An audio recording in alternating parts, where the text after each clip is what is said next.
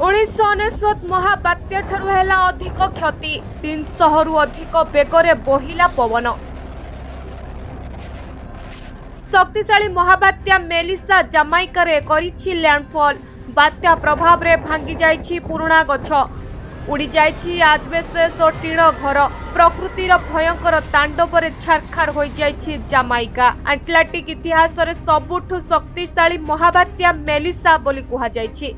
1851 मसीहा ठारू एमितिका बात्या केबे होई नथिला। गतकाली बात्या लैंडफॉल करिबा बेले पवनर बेग 300 रु अधिक रहितिला। प्रकृतिर तांडव लीला रे छारखार होई जाइछि विभिन्न अंचल। बड़ बड़ कोठा और गछकु पवन उड़ाई नेछि। गाँ दांड ठारू आरंभ करी सहर जाए सबु एबे ध्वंस दीपरे परिणत होइछि।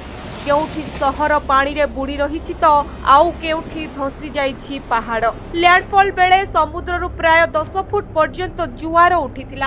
अनेक अंचल रे बन्या परिस्थिति सृष्टि होइछि। आटलांटिक महासागर रे एभली बात्या केबे होई नथिला बोली कुहा जाइछि। मेलिसार तांडव देखिबा परे एहाकू कैटेगरी 5 रे रखा जाइछि। 1999 महाबात्या ठारू भी अधिक क्षति होइछि।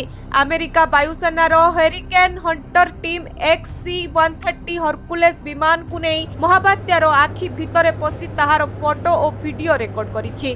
महाबात्यार आखिर फोटो सोशल मीडिया रे भाइराल हेउछि। वर्तमान सुद्धा मृताहतक स्पष्ट सूचना मिली नथिबा बेले 2 दिन जाए जामाइका रे अलर्ट जारी होइछि।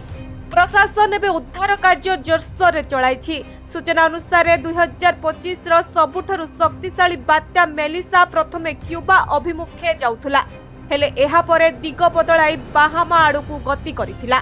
बात्या आसीबा बेले 10 फुट रु अधिक जुआर होइथिला। तेबे बात्या परे सेठाकार स्थिति संगीन रहिछि। लोके जीवन विकल रे एणे तेणे धाइबाकू चेष्टा करूछंती। बात्यार रूप अधिक भयंकर थिबारु लोके भय रे रहिछंती। ब्यूरो रिपोर्ट, ओडिशा संवाद।